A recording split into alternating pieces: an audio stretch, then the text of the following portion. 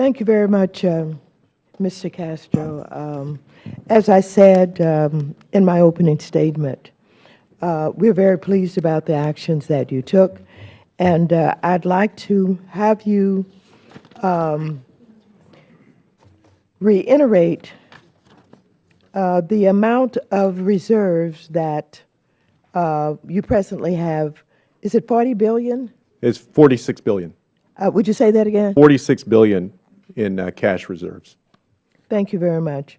Again, I thank you for heeding my call and the call of countless groups, consumer advocates and other members of Congress, urging the FHA to take a close look at its premium structure and to weigh the impact of such historically high rates on affordability and access to credit. Now that the FHA has taken the important step of reducing its premiums by 0.5%, I'd like to focus on how this decision will benefit first-time homebuyers, low and moderate income families, and minorities.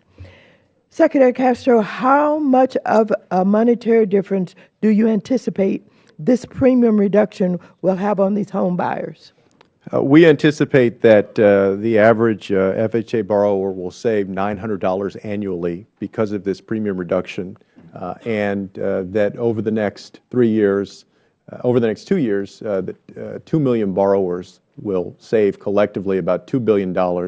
We also anticipate that 250,000 new borrowers will be drawn to the market because of the premium reduction.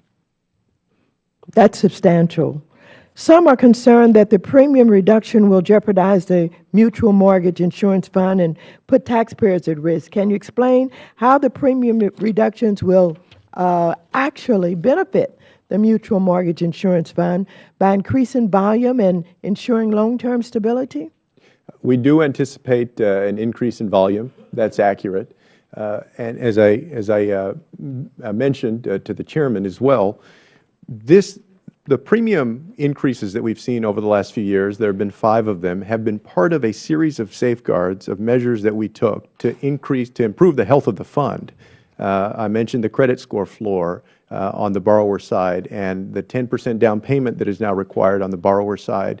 This committee worked on the elimination of seller-assisted down payments, which also has helped improve the health of the fund. On the lender side, we actually have made more stringent our net worth requirements for lenders so that our lenders are more sturdy. We've thrown more than 300 lenders off of the FHA rolls because they didn't meet our standards. So even with this premium reduction, we're still going to have premiums at 50% higher than they were when we started the housing crisis. And we have each of these strong safeguards also in place to ensure that the health of the fund continues. We anticipate that the fund will grow in net value by $7 billion each year over the next several years. Many groups have applauded your decision to reduce mortgage insurance premiums because it will expand access to credit for credit-worthy buyers who are not currently being served by the conventional market. Can you describe for us the impact the premium reduction will have and who it will primarily benefit? This is going to benefit all future FHA borrowers and folks who refinance through FHA. It's going to benefit hardworking families in the United States. Historically, the FHA has served folks of modest means who are hardworking, who want to be able to own a home, who are responsible.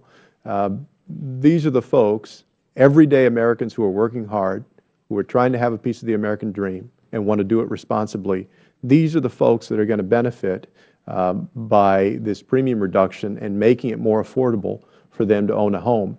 And we believe that we can do both, strengthen the health of the fund and also continue to fulfill the historic mission of FHA to provide everyday hardworking Americans, middle-class families, folks from different walks of life, the opportunity to access credit so that they can own a home.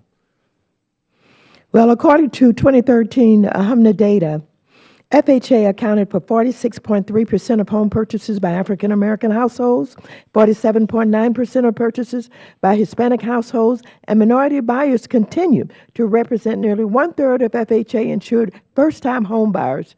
Can you elaborate on the importance of FHA for minority home buyers? Well, you mentioned the huge impact that FHA has had in terms of first-time home buyers. I mentioned in my opening remarks that about 50% of first-time home buyers historically have come through FHA. That's particularly true in communities of color, and that continues to be the case. And so across the board, in communities of color, folks of modest means who are working hard and who are responsible, and I really need to stress that point because, again, FHA was not part of the problem. It did not push the toxic products. People think of that, those are other entities. It has always had sound underwriting, and we have made that even stronger over the last couple of years so that we can serve what has been a unique but responsible market of borrowers for the FHA. Thank you. I yield back the balance of my time.